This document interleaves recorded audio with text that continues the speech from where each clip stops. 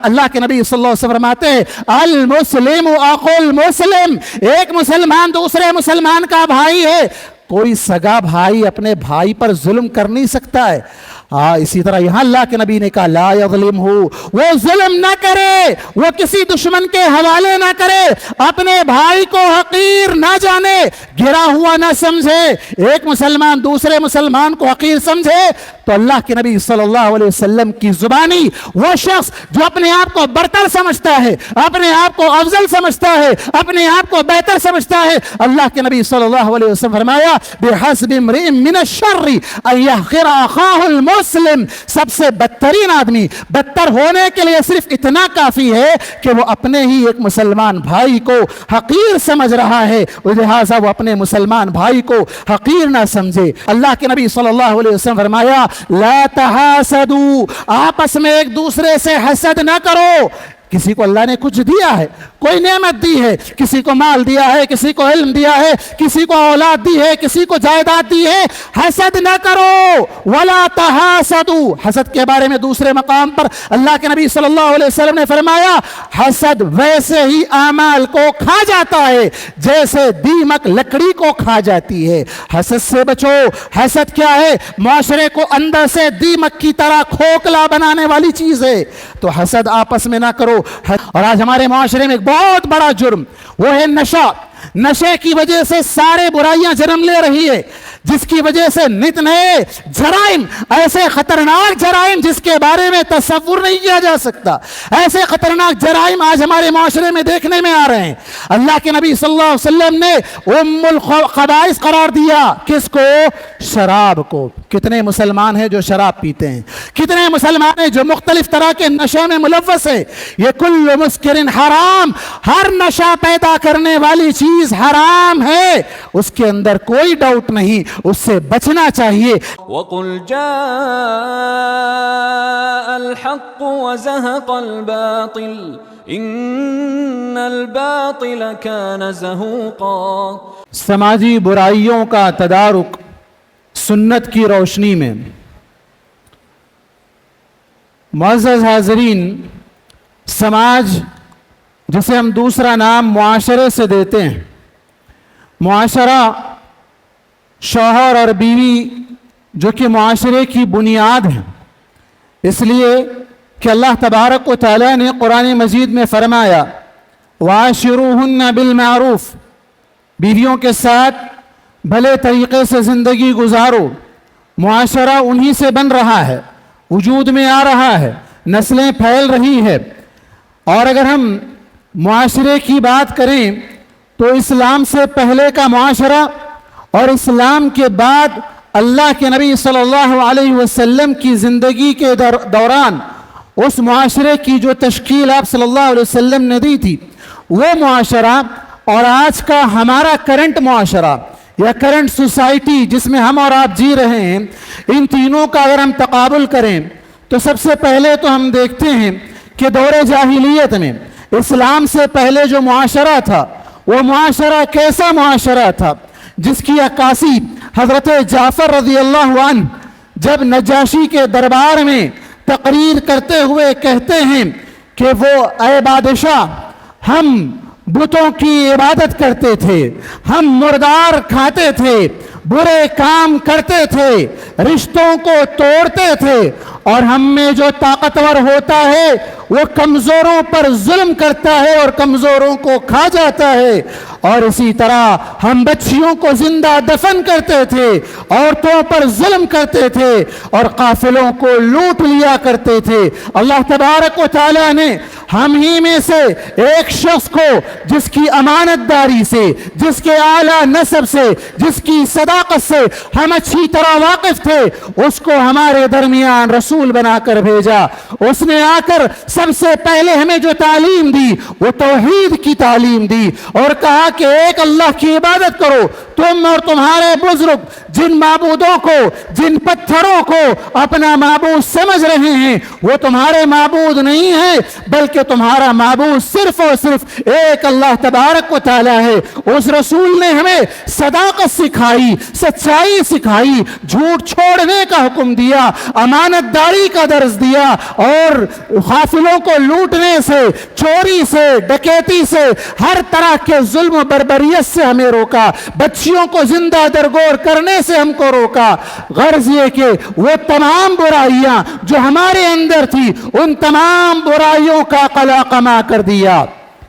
یہ وہ معاشرہ تھا، یہ وہ معاشرہ تھا جسے ہم سب سے بہترین معاشرہ اللہ کے نبی صلی اللہ علیہ وسلم کی زبانی جانتے ہیں۔ آپ نے فرمایا خیر القرون قرنی، سب سے بہترین معاشرہ یہ میرے زمانے کا معاشرہ، یہ میری قوم جس نے میرا زمانہ پایا تھا۔ اس لیے کہ اللہ کے نبی صلی اللہ علیہ وسلم نے ان کی ویسی تربیت کی تھی، اس لیے کہ اللہ تبارک و تعالی نے اس پوری امت کو خیر امت کہا، اور ان صحابہ اکرام کو جو سب سے پہلا زمانہ، سب سے پہلا معاشرہ جس کی تشکیل اللہ کے نبی صلی اللہ علیہ وسلم نے دی تھی، انہیں قیامت تک آنے والے تمام لوگوں کے سامنے ایڈیل بننا تھا۔ اللہ تبارک و تعالی نے وَمَن تَبِعُهُمْ وَاتَّبَعُوهُمْ بِإِحْسَانٍ، جو قیامت تک آنے والے ان صحابہ کو فالو کریں گے ان کے لیے بھی اپنی رضامندی کی سرٹیفکیٹ دی۔ وہ خیر امت جس کا لقب ہم کو ملا ہے۔ خیر امت کا فریضہ کیا ہے؟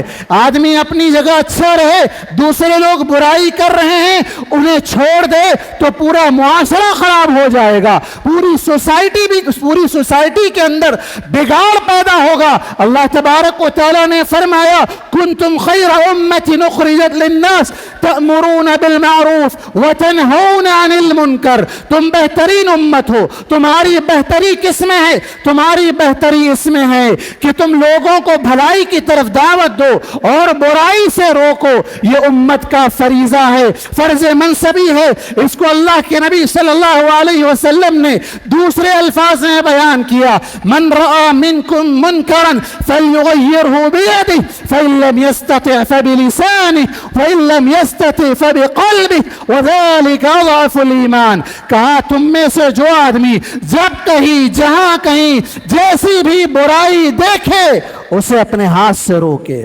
اگر ہاتھ سے روکنے کی طاقت نہیں ہے تو اپنی زبان سے روکے، اگر زبان سے روکنے کی طاقت اور استطاعت نہیں ہے تو اپنے دل میں برا جانے۔ اس حدیث کے اندر اللہ کے نبی صلی اللہ علیہ وسلم نے امت کے ہر فرد کو خطاب کر کے کہا کہ ہر فرد کی ذمہ داری ہے معاشرے کے اندر جہاں کہیں برائی نظر آئے اسے روکنے کی کوشش کرے۔ اس کی ایک بڑی اچھی مثال اللہ کے نبی صلی اللہ علیہ وسلم نے دی کہ ایک کشتی میں کچھ لوگ سوار ہوں اور کچھ لوگ نچلے لیول پر گراؤنڈ فلور پر ہوں اور کچھ لوگ فرسٹ فلور پر ہوں، اور گراؤنڈ فلور والے پانی ڈائریکٹ نہ لے سکے، وہ بار بار فرسٹ فلور پر جائیں اور وہاں سے پانی حاصل کریں۔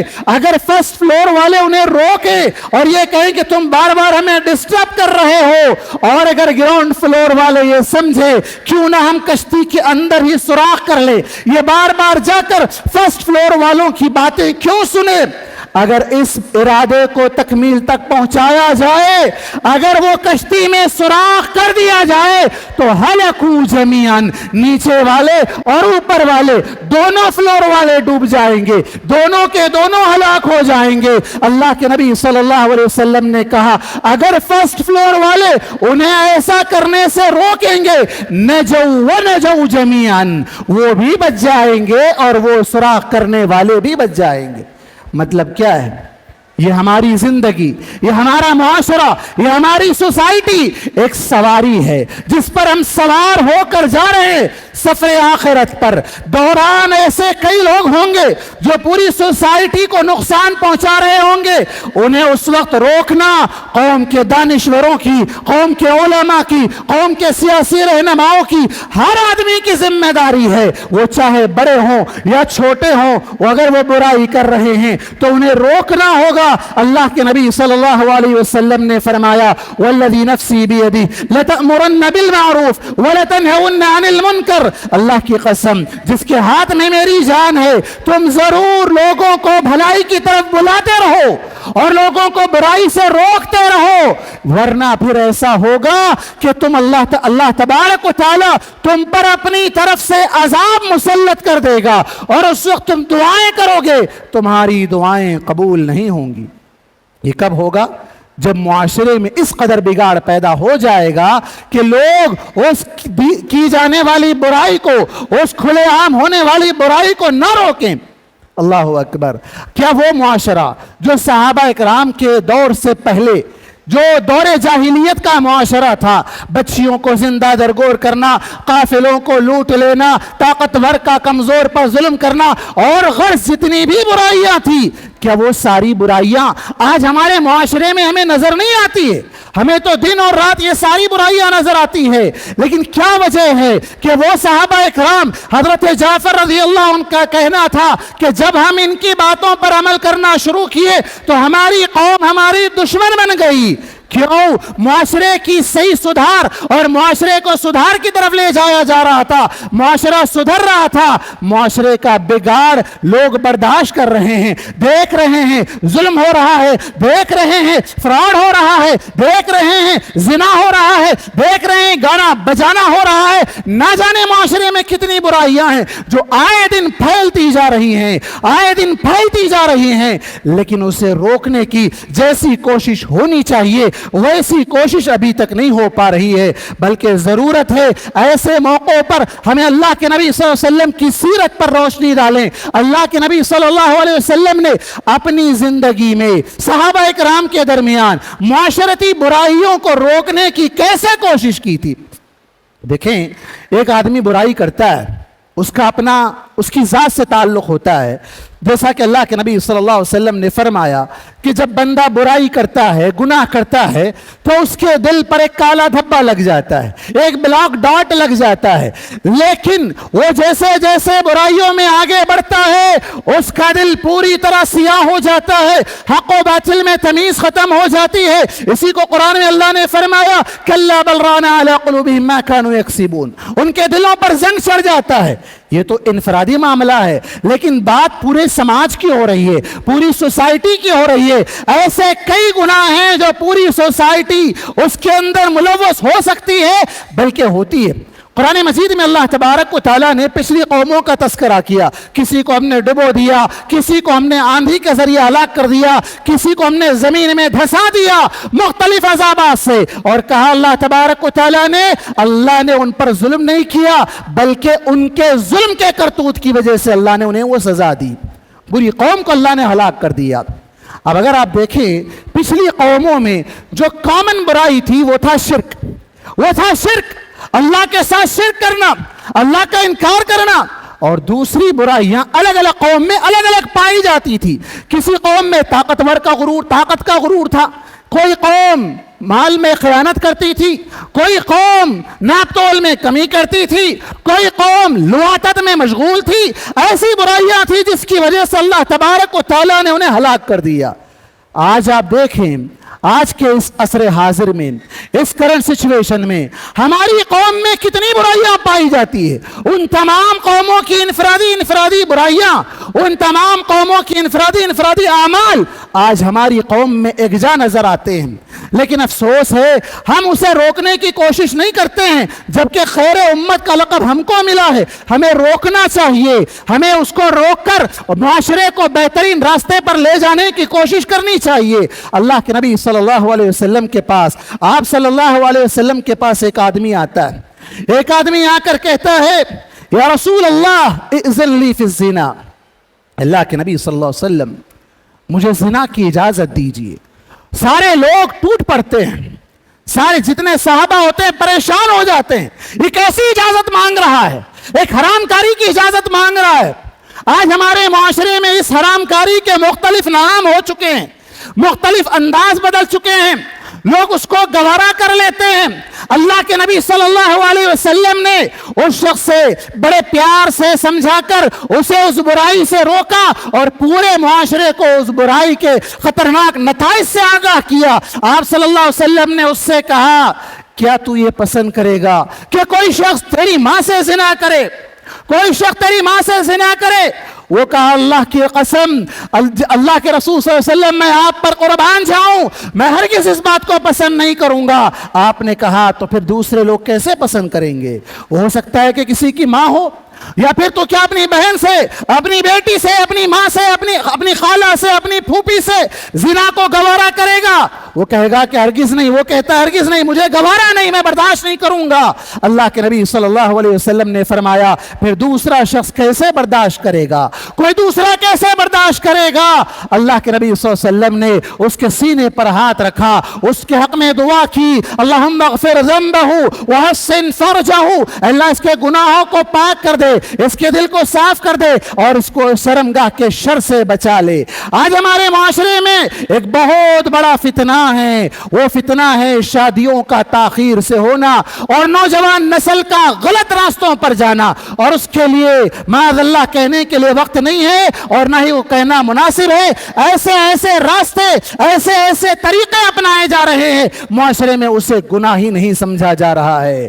اس کے بہت سے اسباب ہو سکتے ہیں، اس کے بہت سے اسباب ہو سکتے ہیں، لیکن جن اسباب کی وجہ سے ہمیں اس زنا کو روکنا ہے، ان میں ایک بہت بڑا سبب بچیوں کے لیے انتخاب میں تاخیر کرنا، جہیز کا مطالبہ کرنا، ایسے اسباب ہیں جس کی وجہ سے نکاح میں تاخیر اور زنا میں آسانی ہوتی جا رہی ہے۔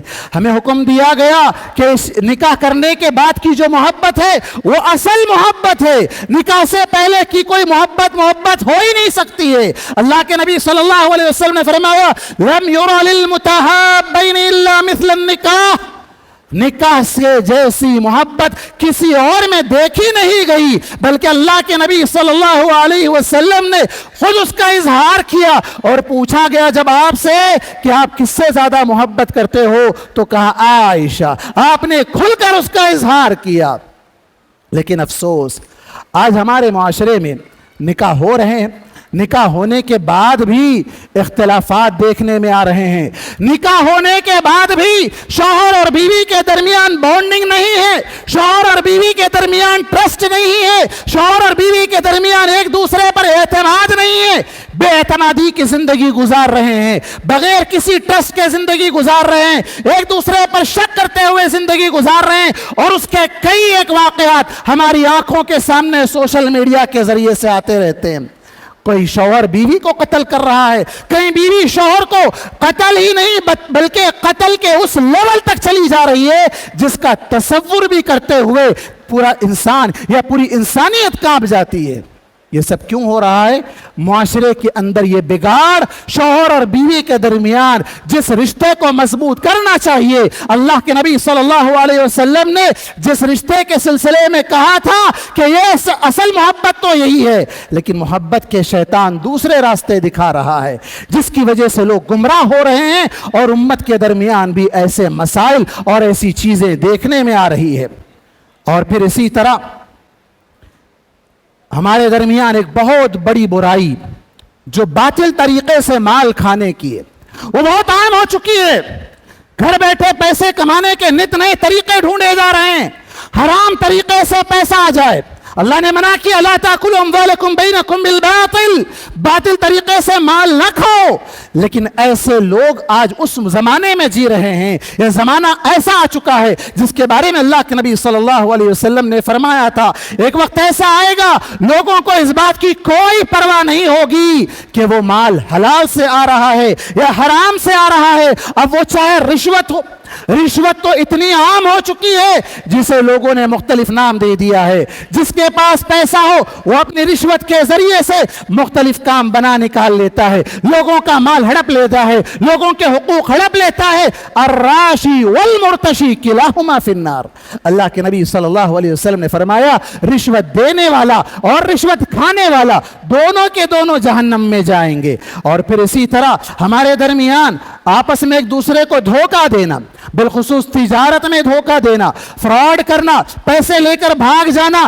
کامن ہو چکا ہے۔ ہر گلی میں، ہر شہر میں، ہر مقامات پر ایسے لوگ ملیں گے جو بزنس کے نام پر پیسہ لے کر ٹھگ رہے ہیں، لوگوں کو دھوکہ دے رہے ہیں، بزنس میں فراڈ کر رہے ہیں۔ نو ایکسچینج نو ریٹرن بورڈ پر لگا دیا تو یہ سمجھتے ہیں کہ ہم چاہے جتنا فراڈ کر لے وہ ہمارے ساتھ بلیم نہیں کر سکتا ہے، وہ ہمارے سامنے مقابلہ آزمائی نہیں کر سکتا ہے۔ اللہ کے نبی صلی اللہ علیہ وسلم کے زمانے میں ایک آدمی گیہوں بیچ رہا ہے، رات کو بارش ہوتی ہے، بارش کی وجہ سے وہ گیہوں بھیگ جاتی ہے، وہ گیہوں بھیگی ہوئی گیہوں کو نیچے رکھتا ہے، سوکھی ہوئی گیہوں کو اوپر رکھتا ہے۔ اللہ تبارک و تعالی اللہ کے نبی صلی اللہ علیہ وسلم کو وحی کے ذریعے سے اطلاع دیتا ہے، اللہ کے نبی ایک شخص دھوکہ دے رہا ہے، ملاوٹ کر رہا ہے۔ اللہ کے نبی جاتے ہیں، اس کے اندر ہاتھ ڈالتے ہیں اور پوچھتے ہیں ما ھذا یا صاحب الطعام، اے غلے والے، اے غلہ بیچنے والے، یہ کیا ہے؟ اندر کچا ہے، اوپر سوکھا ہے، یہ کیا ملاوٹ ہے؟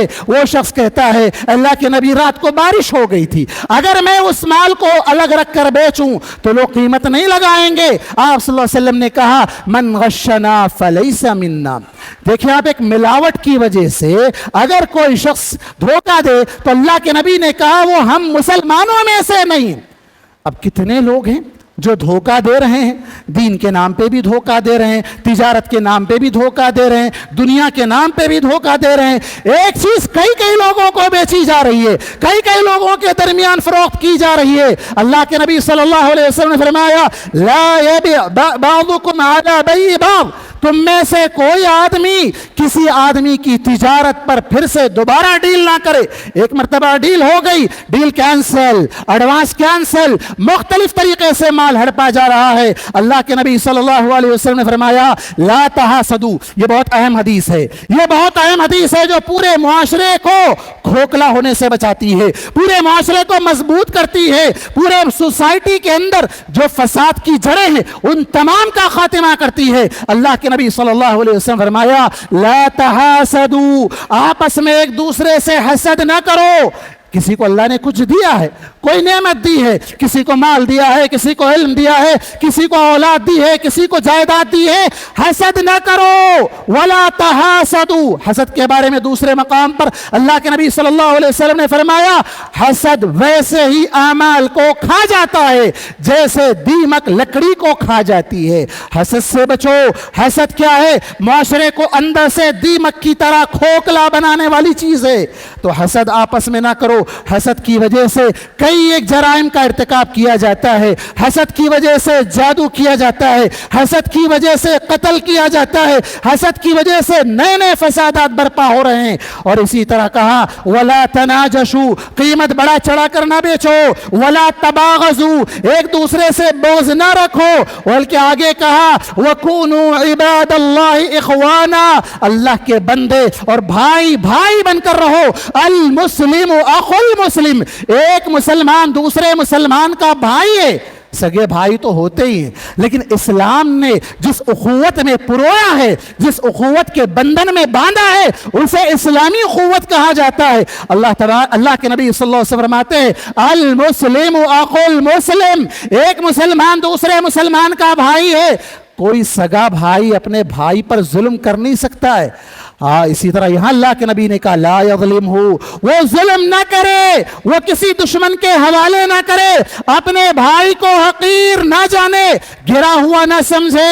ایک مسلمان دوسرے مسلمان کو حقیر سمجھے تو اللہ کے نبی صلی اللہ علیہ وسلم کی زبانی وہ شخص جو اپنے آپ کو برتر سمجھتا ہے، اپنے آپ کو افضل سمجھتا ہے، اپنے آپ کو بہتر سمجھتا ہے، اللہ کے نبی صلی اللہ علیہ وسلم فرمایا بحسب امرئ من الشر ان يحقر اخاه المسلم، سب سے بدترین آدمی بدتر ہونے کے لیے صرف اتنا کافی ہے کہ وہ اپنے ہی ایک مسلمان بھائی کو حقیر سمجھ رہا ہے، لہٰذا وہ اپنے مسلمان بھائی کو حقیر نہ سمجھے۔ چوری اور ڈاکے تو بہت عام ہو چکے ہیں، آن لائن بھی ہو چکے ہیں، آف لائن بھی ہو چکے ہیں، نت نئے طریقے سے لوگوں کا مال ہڑپا جا رہا ہے۔ وہ چوری جسے اسلام میں ایسی سزا، بلکہ اس کو اللہ تبارک و تعالیٰ نے قرآن مجید میں اس کا ذکر فرمایا السارق والسارقة फक़्तऊ अयदियहुमा। अल्लाह के नबी सल्लल्लाहु अलैहि वसल्लम के ज़माने में एक औरत थी, बड़े ख़ानदान की थी।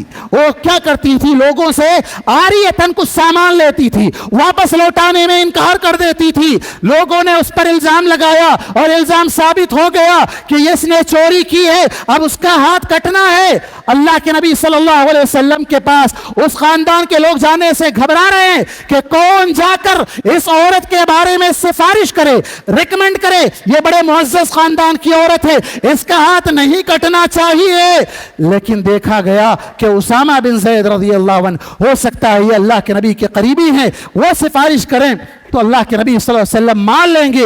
वो जब अल्लाह के नबी सल्लल्लाहु अलैहि वसल्लम के पास जाते हैं, आप सल्लल्लाहु अलैहि वसल्लम खरी खरी सुना कर कहते हैं, अतशफ़उ फी हद्दिन मिन हुदूदिल्लाह, क्या तुम अल्लाह के हुदूद में सिफारिश कर रहे हो? ये अल्लाह की हदें हैं। माशरे के अंदर लोगों का माल नाजायज तरीके से लेने वालों के लिए शरीयत इस्लामिया में हाथ काटने का हुक्म है, और ये अल्लाह की हद है।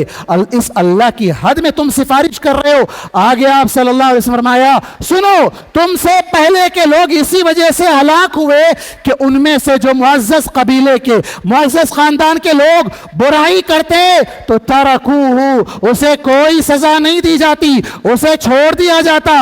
आज का मुआशरा भी ऐसा ही है।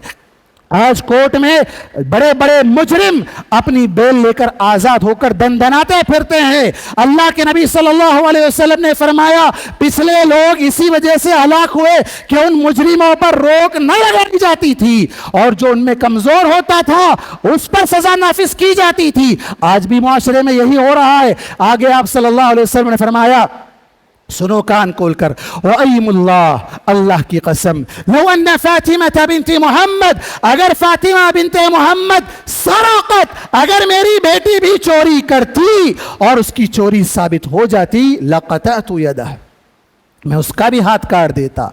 क्यों? इसलिए कि अल्लाह की हदें हैं, और इस अल्लाह की हुदूद के दरमियान किसी की सिफारिश काम नहीं आती है। और आज हमारे माशरे में एक बहुत बड़ा जुर्म वो है नशा। नशे की वजह से सारे बुराइयां जन्म ले रही है, जिसकी वजह से नित नए जराइम, ऐसे खतरनाक जराइम जिसके बारे में तसव्वुर नहीं किया जा सकता, ऐसे खतरनाक जराइम आज हमारे माशरे में देखने में आ रहे हैं। अल्लाह के नबी सल्लल्लाहु अलैहि वसल्लम ने उम्मुल खबाइस करार दिया किसको? शराब को। कितने मुसलमान हैं जो शराब पीते हैं? कितने मुसलमान हैं जो मुख्तलिफ तरह के नशे में मुलव्वस है? ये कुल्लु मुस्किरिन हराम, हर नशा पैदा करने वाली चीज हराम है, उसके अंदर कोई डाउट नहीं, उससे बचना चाहिए। लेकिन लोगों को आज मुख्तलिफ तरीके से इस नशे की आदत में मुलव्वस किया जा रहा है, हत्ता के छोटे छोटे नन्हे नन्हे बच्चों को चॉकलेट्स की शक्ल में नशे की आदत डाली जा रही है। ये नशा जो कत्ल पर आमादा कर रहा है, कत्ल कर रहा है इंसान, अपने घर वालों को कत्ल कर रहा है, अपने दोस्त को कत्ल कर रहा है, अपने बाप को कत्ल कर रहा है, अपनी माँ को कत्ल कर रहा है, उसे उसका अंदाजा तक नहीं है कि वो किसको कत्ल कर रहा है, अपने बच्चों को तक कत्ल कर रहा है। अल्लाह तबारक व तआला ने हमें रोका, वला तक़्तुलू अनफुसकुम, अपने आप को कत्ल ना करो। लेकिन बड़े अफसोस के साथ कहना पड़ता है, हमारे इस शहर हैदराबाद में कत्ल के अंदर जो जराइम है जो बहुत बढ़ चुके हैं, और उसमें मेजॉरिटी हमारे ही भाइयों की है। हमारे ही मुसलमान भाई कत्ल आए दिन दिन दहाड़े कत्ल करते चले जा रहे हैं। ये वो दौर है, अल्लाह के नबी सल्लल्लाहु अलैहि वसल्लम ने फरमाया था कि ऐसा दौर आएगा, कातिल को नहीं पता क्यों कत्ल कर रहा है, मकतूल को नहीं पता क्यों कत्ल किया जा रहा है। ऐसे ही दौर से हम और आप गुजर रहे हैं। लेकिन याद रखें, एक मुसलमान का कत्ल, एक मुसलमान का कत्ल कितना बड़ा कबीरा गुनाह है। अल्लाह के नबी सल्लल्लाहु अलैहि वसल्लम ने फरमाया, लौ इज्तमा अहलुस समावाति वल अर्द अला क़त्ल रजुलिन मुस्लिम लअकब्बहुमुल्लाहु फिन्नार, अगर एक मुस्लिम आदमी के कत्ल में पूरे आसमान वाले, पूरी जमीन वाले मिल जाएं, और अगर वो कत्ल करें किसी एक मुसलमान को, अल्लाह तबारक व तआला पूरे के पूरे लोगों को जहन्नम में औंधा डाल देगा। अभी आप इसी हदीस को लेकर देखें, फलस्तीन में जो कत्ले आम हो रहा है, फलस्तीन में जो नंगा नाच, बर्बरियत और दहशतगर्दी की सारी हदें पार हो चुकी हैं। اس کے اندر اللہ کے نبی صلی اللہ علیہ وسلم کی اس حدیث ہمیں اشارہ کرتی ہے، ہم اگرچہ کہ وہاں ڈائریکٹ ان کے قتل میں شاید ملوث نہ ہو، لیکن انڈائریکٹ ہمارے درمیان ایسی کئی چیزیں ہیں جو ان قاتلوں کو مضبوط کر رہی ہے، ان قاتلوں کو سپورٹ کر رہی ہے، ان قاتلوں کو مدد فراہم کر رہی ہے۔ لہٰذا کہیں ایسا نہ ہو کہ ان معصوموں کے قتل میں ہم بھی شامل ہو جائیں۔ ان چیزوں پر غور کریں، ان چیزوں سے اجتناب کریں تاکہ ایک مسلمان ناحق قتل میں ہم کہیں شریک نہ ہو جائیں۔ اللہ تبارک و تعالیٰ سے دعا ہے کہ اللہ تبارک و تعالیٰ ہم تمام مسلمانوں کو کتاب و سنت کے مطابق چلنے والا بنائے، اور ہمیں خیر امت کے مطابق ہمیں اپنے فریضے کو انجام دینے والا بنائے۔ جہاں کہیں بھی ہم نیکی دیکھیں اس کو پھیلائیں، جہاں کہیں ہم برائی دیکھیں اس کو روکنے کی کوشش کریں۔ یہ آج کا اجتماع، آج کا یہ جلسہ اسی کی ایک کڑی ہے۔ سماجی برائیوں کا سد باب، معاشرے میں ہونے والی برائیوں کی روک تھام کے لیے اس کا انعقاد کیا گیا ہے۔ اللہ تبارک و تعالیٰ تمام منتظمین کو اور خصوصاً فضیلت الشیخ مولانا عبدالرحیم خرم جامعی حفظہ اللہ کو جزائے خیر عطا فرمائے۔ آمین۔ وآخر دعوانا ان الحمد للہ رب العالمین۔